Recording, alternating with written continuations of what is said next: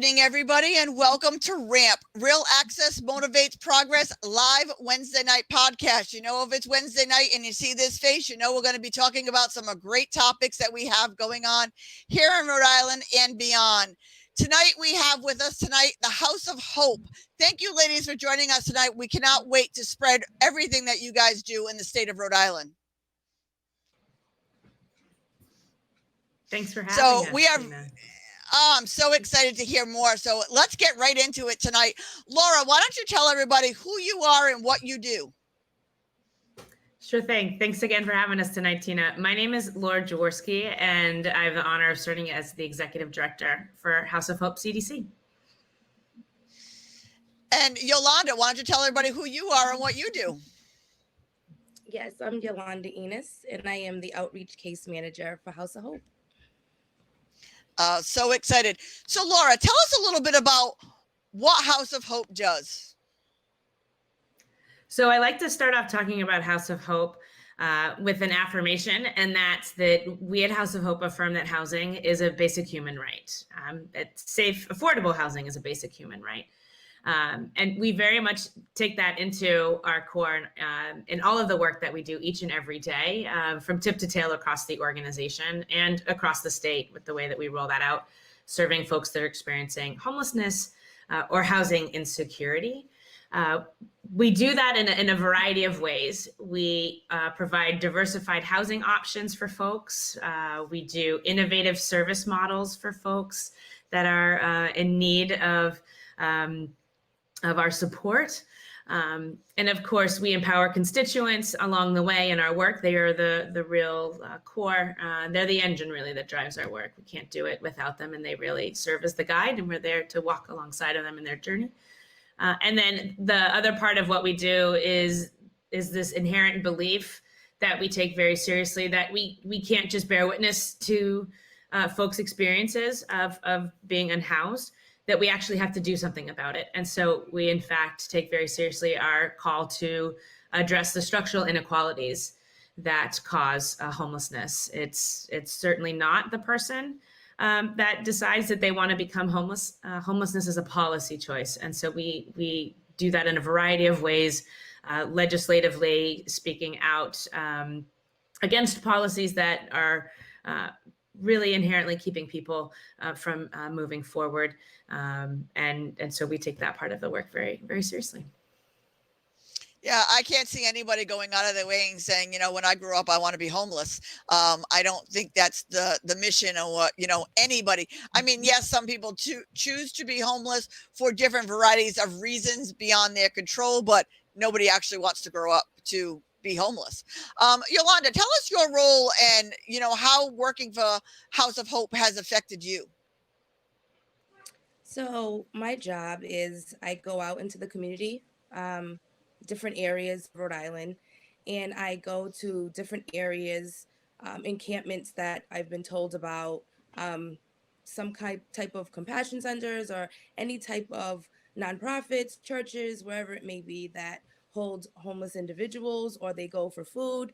We go out and make contact and make sure that they have their necessities as far as hygiene kits, make sure that they're in the coordinated entry system, make sure they know the number to coordinated entry to get a shelter if they so need to, and just all around provide absolutely what I can.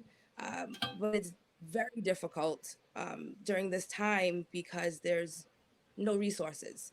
So I try to keep them as hopeful as possible and just make sure they have their documentation just in case their names do come up on some type of housing list or anything like that. That way their documentation's all together. But it's very, very difficult to be out there to see their condition that they live in. It's uninhabitable and it's unacceptable in certain circumstances. So it's very heartbreaking. Yeah, it's very sad. Like RAMP just donated 75 walkers and wheelchairs. out to the homeless population or encampments out among the streets. So, it's even harder when you have a disability and you're out there on the streets, because a lot of the food banks that are offered to you are in the bottom basement of churches, which are not wheelchair accessible, or, our housing, or our, shelters. How do you help somebody who has, a mobility device or a disability? Do you encounter a lot of those and how do you navigate that for them? Laura? So Yeah, so we encounter folks that are experiencing all sorts of challenges in accessing services, and have all sorts of barriers. And I think depending on what part of the organization you're working with, we certainly have folks that Yolanda and our other outreach workers are working hard to support that have a permanent or a temporary disability. Or they're working to connect people who really need to access benefits related to their disability. And so a lot of time and effort is spent really being detectives and collecting information so that folks can apply for SSI or SSDI. Incredibly complicated, incredibly complex, as some of your viewers may know. And so we actually have some case managers that are specially trained in how to access those particular benefits and navigate the Social Security Administration, collecting medical records, doing a lot of that so that we can get people connected. Income's a real critical component, right, of being able to live somewhere and to have a a quality of life. The other side too is we often are encountering, when we can find apartments for people, we are encountering apartments that, similar to what you described, Tina, food pantries are oftentimes in levels of buildings that are inaccessible. Oftentimes apartments are not accessible. Even if they are on the first floor, the way that our homes are built here in New England are up on porches or upstairs, and they're not on ground level as they are in other parts of the country. So we're oftentimes having to work with our folks to get them ramps built with the landlord, if that's something the landlord is even agreeable to making as a repair. But even on the non-physical side, we were just last night together as a staff and hearing about how one of Yolanda's peers on the outreach team had worked with an individual that had a hearing impairment, and what it was like for that individual navigating an experience of being unhoused and in a pandemic, and in a time when everything was supposed to be reliant on remote access, right? Like phone or telehealth, like video chat, Right. and how challenging it was for this individual to be connected, and what role it took for our case manager, Shayna, to work in that regard. So the common denominator in all of that, and I think Yolanda will agree, and probably what she sees in the course of the day, is no 2 days are the same. And these guys are the best at really managing and navigating crisis in a really chaotic scenario for people that is their daily lives, and figuring out ways to creatively get around those barriers that have been put up oftentimes just because systems think that they should have them in place. But really figuring out the tricks to get around what are the real things I need to get done, building a professional network to, at the end of the day, keep our constituents, the people who are unhoused, first and foremost, and try to get them as safe as we possibly can, or keep them safe. Yeah, I agree with you. I've worked actually with a couple of your outreach, with some of the physical disabilities or the hearing impaired. There's that home modification loan that landlords can use. They just have to agree to keep it for 10 years, but they have more stock and what they're doing out there. So, we can help you, navigate that. But do you see that it's a lot of families out there or individuals? Yolanda, being out and, going to the encampments, what are you seeing more of? I mean, not that no one should be homeless, but, just kind of giving everybody the landscape of what's going on, that may not be dialed into, what's really going on. Give us a little bit of the landscape. So mostly at the encampments, you'll see individuals, you'll see elderly, you'll see couples. Majority of the families will stay in their cars. They will be in parks. So I've come across, smaller children, newborns, in cars or in parks and different areas like that, and just to see that situation is always difficult. Inside in the woods, next to railroad tracks, inside of abandoned buildings, pretty much wherever they can protect themselves and be safe, is where they'll go. Yeah. Doorways early in the morning, if you go past a corner store, you will see someone with their jacket over their face sleeping until the store opens and they're asked to walk away.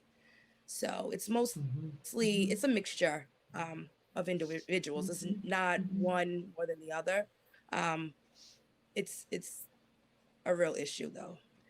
Yeah. There's some It's sad. I interesting mean, trends that happen right now too, Tina, because we're transitioning out of summer. There's some interesting things that happen with a lot of times folks are living in campgrounds and they'll do sort of a campground shuffle, if you will, and will stay in various campgrounds throughout the state. For as long as they can in one place, and then they'll move around. And then now that school is in session, you'll find sometimes families are able to maybe move back in with an extended family member or a friend. And they're what's called doubled up, where they're, sharing a bedroom or sleeping on the couch with somebody, so that the kids can go to school. And then once school ends, there's this sort of cyclical nature and they're back out. Or they're living in a smaller motel. We see this a lot down with our colleagues in South County. They have a lot of those seasonal motels down there that families are living in because they can't afford the cost of living. They can't afford an apartment. And then they're really struggling. They might go to the campground over the summer while that motel is being rented out because of tourism season in Rhode Island, and everybody wants to be at the beach, right? And so we find these sort of cyclical patterns that are happening, particularly with families. But we see a lot of, we at House of Hope, we work particularly with adults that are experiencing homelessness, and particularly chronic homeless folks. And what we're seeing right now, even with those individuals, is the number of unsheltered Rhode Islanders has gone up 88% since January. 22% of that is just since June alone. So the numbers have just catapulted exponentially to now where the number of people that are waiting on the shelter wait list. So Yolanda referenced something called the coordinated entry system. So what that means is that there's one on-ramp into emergency services. If you're someone who is without a place to stay, you call a phone number, you can do an assessment. And right now, there's such a backlog in trying to get in. We actually now have more people waiting on the shelter wait list to get in, and they're on the queue, than we have shelter beds available. And that's a significant tip in our scales. I've been doing this work for quite some time, and I have colleagues that have been doing this work for even longer. And it's the first time that they've ever seen that sort of a shift, which have a few contributing factors.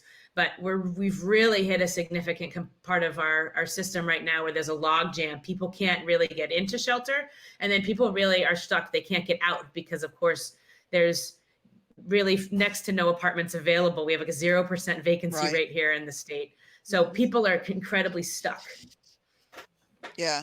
Do you think a lot of it has to do with the eviction memorandum, or what are some of those contributing factors of why the numbers are going up so high right now? I think there's a variety of reasons. I think people were able to cobble together a living arrangement, and they're now at the tail end of it. We are seeing people who maybe perhaps were unable to get into certain types of shelter based on the needs that they have, or the fact that they're a couple, and we don't really have a great mechanism for a couple that is experiencing homelessness to stay together. You have to split up, and homelessness is a very traumatizing experience. And that if you are leaving the one person, your partner, that's incredibly re-traumatizing. And so we will often encounter, Yolanda and our outreach team will encounter multiple couples that are choosing to stay together, but they're choosing to stay together because of survival, and it's safer for them that way. Certainly people who can no longer afford the place that they're living, that happens, although typically that journey takes a while. Usually you're not necessarily always just losing your apartment and then you're out on the streets. oftentimes there's like a bumpier road until that happens, right? Like you're maybe behind on your rent, but then maybe you can go move in with, you know, your parents or your friends, or you're crashing on somebody's couch. Like there's usually a series of events and you're kind of bopping around like that perhaps, and you have a loose safety net, but it's a safety net. Right. And then eventually those options run out. And for the people that we're seeing, that there's just more and more people that are becoming chronically homeless. They're experiencing homelessness for longer stretches of time. They don't have other support networks to rely on. They maybe can't access an emergency shelter because, you know, they may not be able to plug in a medical device that they need because there's no plugs available, or they're partnered up and they don't have a partner. They can't stay with their partner. You know, so there's a variety of reasons why, and there's just simply a lot of people. Before, people were able to move through our system, you know, slowly, but people were moving from shelter into Right. housing, right? We were having a little bit of a housing turnover, but now, as I mentioned earlier, there's this back jam, and we've had to, you know, we've lost shelter beds because of COVID, because we had to move beds out. People were put up in a temporary hotel program. Those hotel beds are limited, and they're not everywhere in the state. They're incredibly geographically isolated. So it's not accessible for everybody that way. And so you're just seeing just these, it's like, if you imagine, it's like a clogged drain, right? Like, or a clogged, like a strainer. And you just have, there's only so many things that can go through that.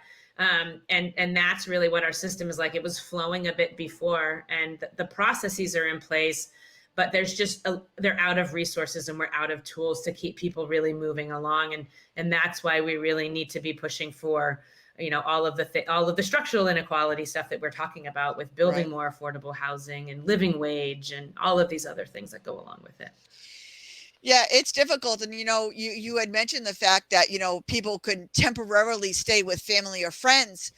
But going back to the disability, if you're in a wheelchair and your family and friends' home is not accessible, that's not even an option. So even if you still have family and friends that are willing to help you or take you in for a short amount of time, if you're in a mobility device, that's not even an option either. It's not for the fact that they don't want to help you, it's they can't accommodate you. So people don't have a choice of where they go. Yolanda, what are some of the solutions that you would like to see, or some of the structural things that you would like to see changed to help this out? Being able to have more shelters available, shelter space is one of the main things. Being able to get more affordable housing. A lot of individuals that are homeless are on disability. They do get SSI, SSDI, and the way that rents are now, they can't afford them. It's impossible when they're making $800 a month. You can't afford the $1,200 and up for a studio, one bedrooms. You know, it's not doable. Even for an individual that's not homeless, it's not doable at times. So just having the more space for shelters, safe areas for them to go to. A lot of them are in fear. There's quite a few elderly that are disabled, women. There's no place for them to go. I actually have one now on my caseload that's blind, and she's elderly, and there's absolutely no solution to put her in a safe place. And it's just heartbreaking because there's absolutely nothing that I can do for her, and she's sleeping inside of a shopping cart. So, you know, only thing you can do is just keep bugging coordinated entry, keep trying to prowl through the minimal resources that you have to make it so that they hear us. We try to make it so that they hear us, they see us, they understand. Laura does an awesome job with helping us advocate to other partners to let them know, like, hey, there's a real problem out here. We can show you. We have all the information. There's a shortage of tents. You know, it's hard for us to get them tents to even sleep in. So when it's raining, like it was, they're outside. There's nothing for them to go. No warm shelters. There's nothing because of, you know, the pandemic as well. And that's what people need to understand is SSI and SSDI does not pay a living wage. You're talking $800 to $1,000 a month. That basically would cover housing. That doesn't count food or medication or medical equipment or anything that you need. So number one, I would like to see the rates of SSI and SSDI go up to be an affordable living wage to make people live humanely. Like I said, I mean, a blind woman should not be on the street right now. Laura, what are some of the things that you see that you would like to change? I'm sure there's a huge list, but what are some of the immediate changes? I would underscore what Yolanda is saying. I think it's COVID has been devastating, right? Like full stop. It's been devastating.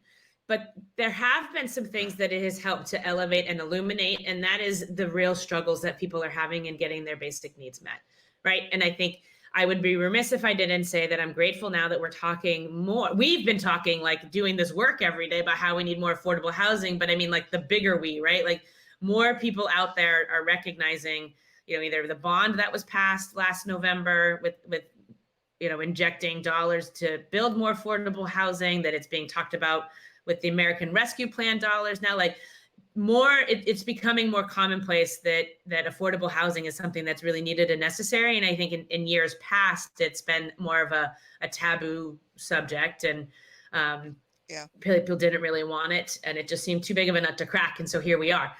The problem though is that affordable housing takes a while to construct. It doesn't just magically appear, right, with a wand out of a lot of what's existing in the universe right now. There's a lot of this that, yes, landlords can raise their hand and prioritize our folks, or working with our partner agencies. They're doing a landlord incentive program and offer up their vacant units to folks who are unhoused, who've been walking around with a voucher for months that can't find a unit available. And that's the only thing that's keeping them on the streets. But we're not talking about, I think, the immediate needs that we have, the immediate stuff that Yolanda has been facing all day in her conversations with people that are unhoused. And what am I going to do tonight? They're not worried about in 365 when the apartments are finally built and ready and to be moved into. They're talking about tonight, and what it felt like to be fall was coming because it's getting cold or it's raining. And so for the work that we're doing, we're much more hyper-focused, not so much on a pandemic, but really it's more of a pandemic of COVID. We're really focused more on a pandemic of survival, and really getting people's needs met. So we've been really emphasizing the need for immediate solutions to happen now. I'd love to see a sense of urgency come down through our elected officials and from the administration. We're all, again, prioritizing what's happening on the horizon and what's going to happen down the line, but we're not talking about the short-term immediate urgency. And so those are the things I'd like to see, getting more hotel beds online for people that are using that as temporary shelter. There's a program within that called medical respite that gives people up to 14 days. People being discharged from the hospital with a full leg cast who are unsheltered. They can't walk around anywhere, right? They can't do anything. They need to elevate their leg and take care of that. We have people with concussions that need to be in a place that need to be supported so that they stay alive, but they have no other place to go. And so these are these immediate mechanisms that we need to get more access to, as well as a concept that we've been pushing for called Echo Village, which is an emergency COVID housing opportunity. It's temporary emergency shelter using personal sleeping enclosures for folks that most importantly has a door that locks. So people have their own personal sleeping space that's their own, that's powered, that's heated, that's cooled, and that's their own. And they can keep things and stay safe, not just from COVID, but day to day. Yeah, I 100% agree with you. I've been advocating. They just built 60 brand new low income housing units. Not one of them is accessible. Not one was built to be accessible for anybody that has a disability, which is really sad. Wow. I'm like, you're the state and you're building these and none of them are being accessible. I said, I would have rather have seen emergency housing than all of these money wasted on emergency hospitals that we never used. Not one patient ever entered into any of them. I'd rather see them turn the convention center into a housing unit for the winter, or let's use some of the old hospitals like Memorial Hospital. Every hospital room has a bathroom where you could put a family in a hospital room. They could lock the door, have a bathroom and a sink. You know what I mean? It's not the best, but at least it's better where people can stay together. Let's have facilities for couples, because like you said, I mean, when you're losing that one person in the world and you have to separate men and the women, and you can't take care of yourself, it's so sad. We need to do more, and we need to have our voices heard. I'm right there with you guys, and I will go to any support or legislative that you guys need, because my community is dealing with this as well. You know what I mean? Like, it saddens me, because there's so many children of disability out on the streets right now, and us who have a house that's accessible, we can't force to them because they said that we're not responsible. I have a wheelchair accessible house that I could take 2 children in that are in mobility devices, but because I'm disabled, that's not allowed. Wow. Why not? Wow. I could get them off the street. Wow. There's a lot in my community that could help our own. I could take in the blind woman, but I can't because I'm disabled and I'm unworthy. You know what I mean? Or deemed I can't take care of myself. I mean, I live alone most of the time. You know what I mean? So we need to change the rules. We need to change the structure, and we need to find better solutions. Laura, what do you think immediately that we can do right now? How can people get involved right now to change this culture as much as we can? With the winter coming, we need action now. I think there's 2 things. Understand the urgency and embrace the urgency of the issue, right? That this is really a critical need. We have 545 individuals and families that are unsheltered in places not meant for human habitation right now. Those are people that are sleeping in places that HUD, that's a term HUD uses. Those are cars and tents and streets and places that no human should be sleeping in. And so we, I think, need to embrace and understand the urgency of the matter. And I think that the other half of that is to also recognize that it's humans. These are human beings and people. And we talk a lot about dignity and respect and seeing people and meeting people where they're at, in the work that we do at House of Hope. And these guys are amazing with just the small acts of grace that they give people back day in and day out. A good example of that is our Shower to Empower mobile shower truck, where we're providing showers and haircuts and medical navigation services to people.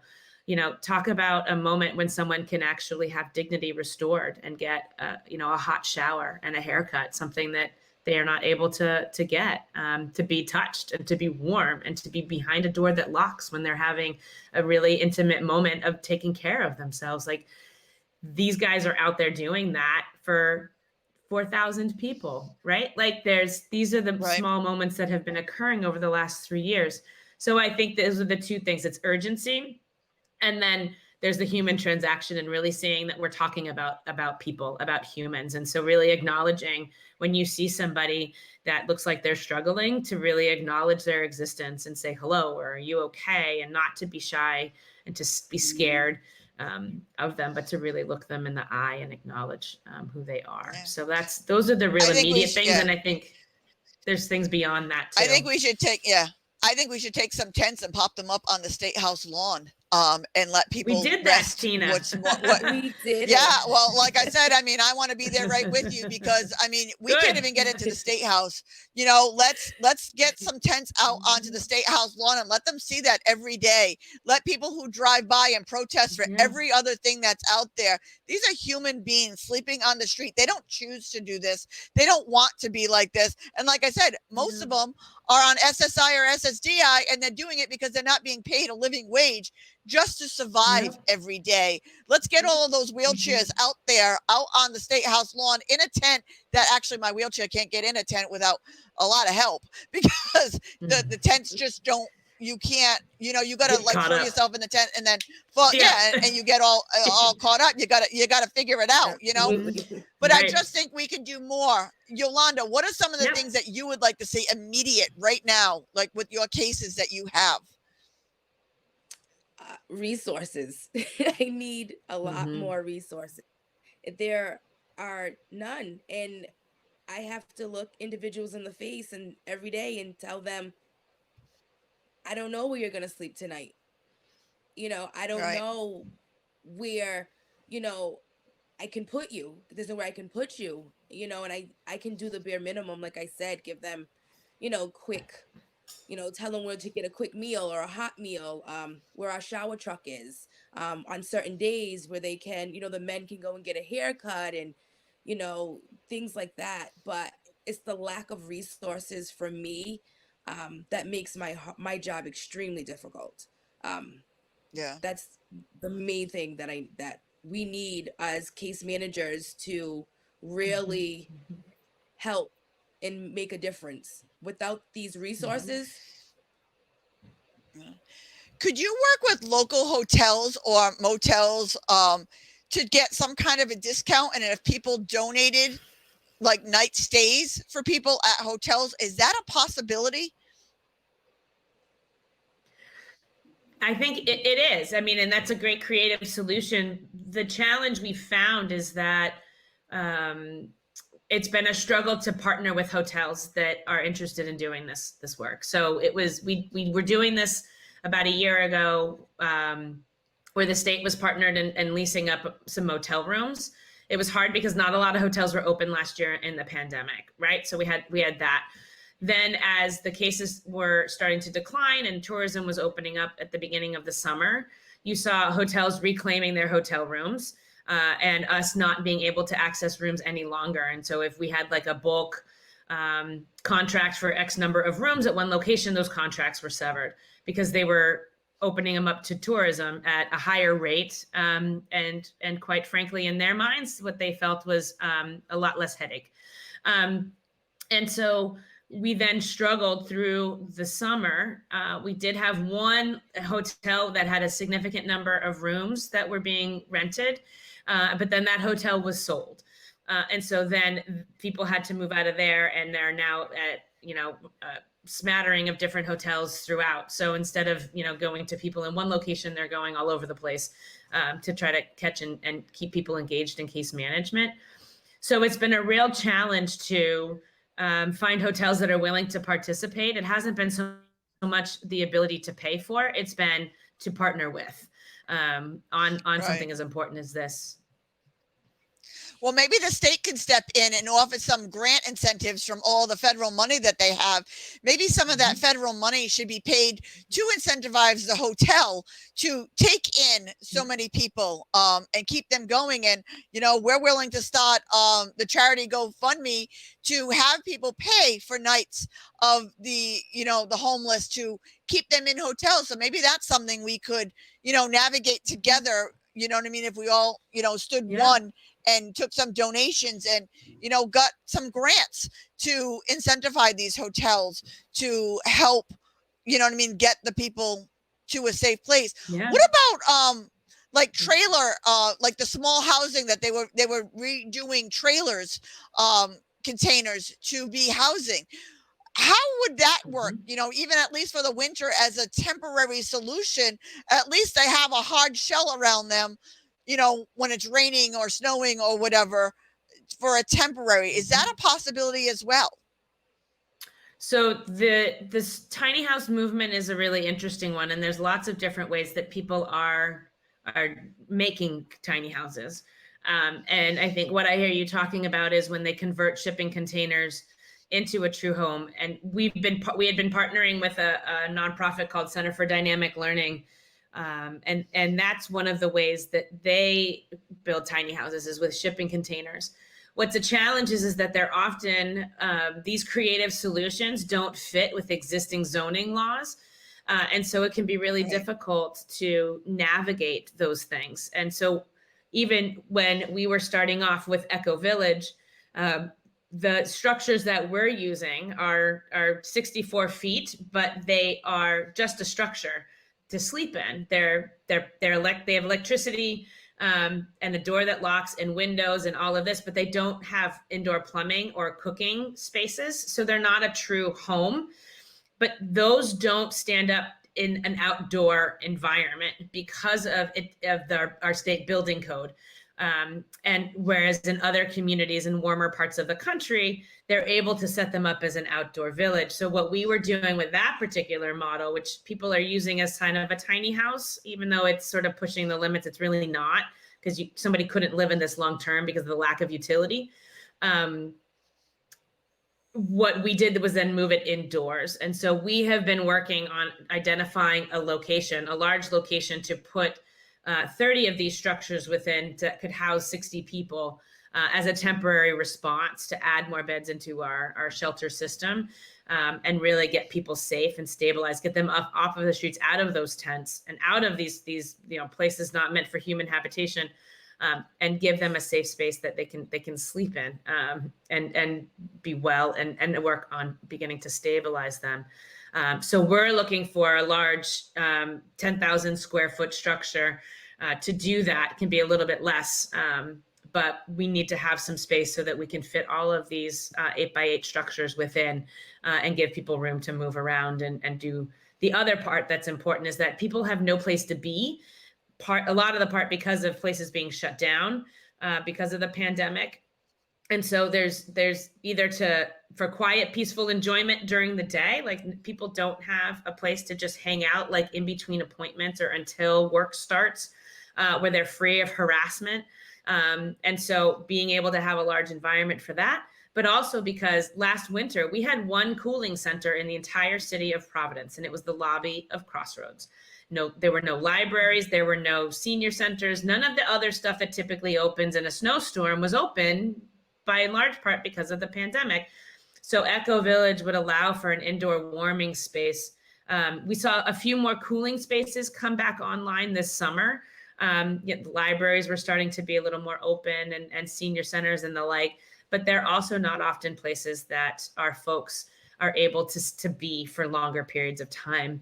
The libraries, actually, I will say, the libraries have become great partners. We've got some really cool pilot projects that we've worked on with them. So I don't mean this as a deterrent, but it's not all spaces are open to people being present for very long periods of time. In particular, then if you need to, use the bathroom constantly, or you need to plug in a device constantly, right? And a lot of times there's people that are not able to enjoy those spaces quietly. So we're trying to really well, make I also a space see for that people. the convention center has many floors. If you took one of those floors and made it for housing, even temporarily, would be a great idea. Or you got the Warwick Civic Center over on Factory Street that would fit a lot of these houses, that the state could step in and take over some of these places, temporarily until they can figure out the problem. I can see a lot of spaces, and I want to use my voice to open some of these places up, because like I said, next week it's supposed to rain every day next week. My heart breaks for the people who are out in it. Laura or Yolanda, give us how people can get involved. Tell us what website they can go to, how they can make a donation, where they can make clothing donations, or how they can get involved. I really want to get this message out there. So our website is www.thehouseofhopecdc, that's Charlie Delta Charlie.org. We're on social media as well as House of Hope CDC on all the platforms except TikTok. They're trying to get me to get onto TikTok, and I'm too old for that. So I refuse to. I'm not there yet. I'm good with you. So we're on Instagram, we're on Facebook. You find us there, LinkedIn. And I think, we have a link to donate. If people are able to give of their treasure, that's certainly something that is welcome, and we can apply it to where we need it. A lot of times other folks need to want to have an activity to get around. And so oftentimes people are assembling toiletry kits that we can use at places like Shower to Empower. It's always really nice that a lot of youth groups will do this, and they'll make notes of like affirmation or uplift to put in for folks. And those are always really sweet. Kids make little handwritten notes and cards and just say like, I'm thinking of you today and I hope you have a good day. And it creates a good opportunity to talk to kids about homelessness, but it also really brings a smile to people's faces and makes them feel, special, which is always great. This time of year, the seasons are changing. So it's like seats and feets. We need always year round, socks, underwear, new socks and underwear, I should add, new socks and underwear.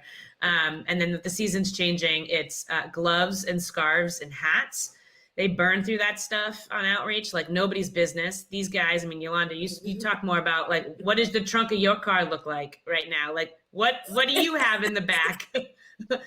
And what you trunk? handing out? What trunk? Well, what trunk? But yeah, the work part of your trunk. I'm like, my trunk is full. Like it's not even my trunk. It's, all resources. Least space from House of Hope.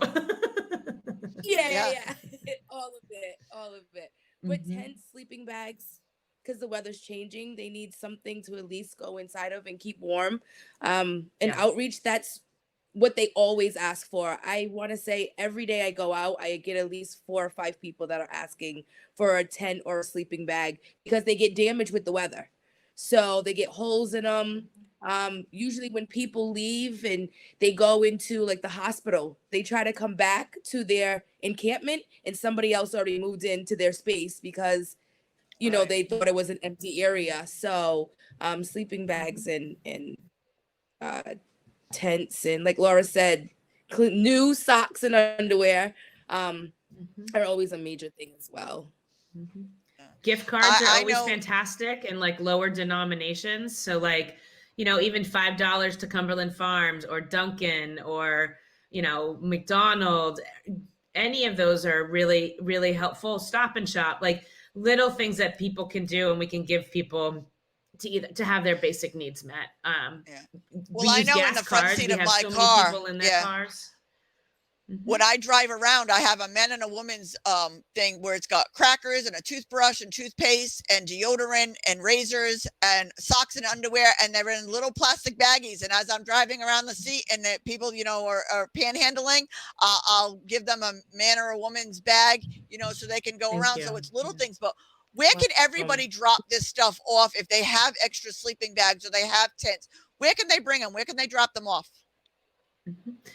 Our offices are not open to the public right now. And so if people reach out to just give us a call and we can coordinate that with, I mean, we have an Amazon wish list. And so people that's the easiest and the safest way. Just go right on there and just order it right off and it gets sent right to the office. And we have Amazon Smile. So you get to make that little contribution through the big giant of Amazon they give back. So we have all sorts of things there. And so there's the socks are there, toiletries are there, odds and ends that are we've been talking a lot about our homeless services side of the organization. We support, up to 175 people in housing. And so those folks have needs when we move people into properties that we're overseeing. And you might find a vacuum cleaner on there or a set of pots and pans and things that I don't have a ton of storage for in my organization to keep on hand, but they're things that people have real tangible needs for. So there's lots of items there on the Amazon wish list. You can find us there. But certainly reach out, give us a call. Our phone number is 401-463-3324. And we'd be happy to coordinate with you. And we just asked too, because a lot of times people would be dropping off piles of stuff. And with bad weather, stuff gets ruined, and we just hate to see, people who have been thoughtful enough to donate and then items get ruined. So just please reach out to us first. You can even email us at info, INFO, at thehouseofhopecdc.org, or even message our Facebook page. We're really responsive on that way too. So tons of ways to get in touch. And if people have ideas that they want to get involved with, we're open to really creative opportunities to work to bring awareness to the issue, to generate, allies to share this message of urgency to address homelessness. We're always happy. And I think the last part I always pitch is that, nonprofits really need people to serve on their boards of directors. I think, Tina, you probably understand this too, right? With the work that you're doing, Yeah. we rely on the expertise of volunteers to help guide the organization. And so if people are able to give of their time that way, that's always a valuable asset. Doesn't even have to be House of Hope. I'd love it to be House of Hope. I'd love people to give us their time, talent, and treasure, but there's plenty of nonprofits that can use the help in any of those ways. Yeah. And if you didn't get any of their information, email me, message me, reach out to me on Ramp. I will get the information to them, and let me know when you guys are going to camp out on the State House lawn, and let's have a meal for all of the homeless people out there. I will be right there with you with the biggest mouth on the block, because we need to find the human side. As we're getting near the end of the hour, Laura, tell us the most important thing that you want people to take away from this podcast tonight. I want people to understand that folks that are unhoused are people too. And they're humans just like any of us. Homelessness is not a choice. It is certainly a policy decision that this country has made. And people need our help, and they come from all walks of life. And they are doing everything they can to fight for survival. And I think if I can leave anybody with anything, is that to remember that these are real human beings that deserve a place to live as a basic human right. I agree. Yolanda, what do you want to leave everybody with? What is the most important thing you want people to take away from tonight? The same thing basically that Laura said. There's a stereotype about individuals around homelessness, and it's absolutely not true. There are individuals that unfortunately are in this situation, and all together we can come together and figure out solutions, because everyone deserves to have a roof over their head, to sleep in a bed, to eat at a table, and be with family, and to feel loved and have support in one space together, with their families. And unfortunately, these individuals are not able to do that. So just being able to figure out together as a community, how can we get that done? I agree with you. And just like disability has a stereotype, nobody wants to be disabled. Nobody wants to be homeless. And it doesn't discriminate to anything. It doesn't matter what color you are, what race you are, who you love. It doesn't matter. Disability, homelessness, none of that discriminates. It could be you or a loved one tomorrow that falls on hard times and ends up in this community or ends up on the street. Let's find a solution today. Let's find a solution. Let's not sit there. Let's make a difference. Let's not wait until it's somebody that you love happens to be out there. Let's help the human beings that are out there now. Let's find them a place. Let's let our voices be heard. Let's bind together as a community. Rhode Island is a very small state. And let me tell you, everybody in Rhode Island knows a guy, knows a woman. You all know somebody. I'm sure everybody knows somebody that has experienced homelessness or will experience homelessness. Let's change the statement. Let's change the way we do things. Let's be humane and let's help where we can. And Ramp is going to donate a bunch of red bags, because you guys are a big supporter of the Ramp Red Bag Initiative, carrying all of your medical information on you. So just imagine if you're out there being homeless and you need your medical care taken care of. This keeps all of your information out there. Go to www.rampisinclusion.com and grab your red bag today, or buy a bunch of them and donate them to the House of Hope, so all of their clientele that they service can have one of these red bags and know that they will be safe in case anything ever happens to them and they need the medical care. I can't thank you ladies enough for all that you do. Know that you have a huge supporter in me and Ramp organization. We are behind you 110%. You tell me where to be and the organization will be there. You tell me what you need donated and we will get it to you as fast as we possibly can, because like I said, there's a lot in our community out there that needs your services, and we need to help each other take care of all of these communities. Thank you ladies so much for being a part of this show tonight. Laura, give us those phone numbers and websites again. Sure thing. Our main phone number is area code 463-3324. Our website is www.thehouseofhopecdc.org. And follow us on Facebook and Instagram at House of Hope CDC or HOH CDC. And if you guys do nothing else tonight, share this podcast. Get this information out to as many people. Tag as many politicians as you know. It's an election year next year. Everybody needs a situation and wants to put themselves in the prime spot. This is a perfect time to tag them, to make them step up and make a difference. Here is a time. Tag a politician, tag somebody running for office, tag your senators, tag your congressman, tag your governor, your lieutenant governor, and anybody else you can possibly think of. Let your voice be heard. I cannot say it enough. These are human beings in our state. These are our friends, family, and relatives that need our help right now. Let's make a difference. Let's help them, and let's get them all off the streets and into proper housing.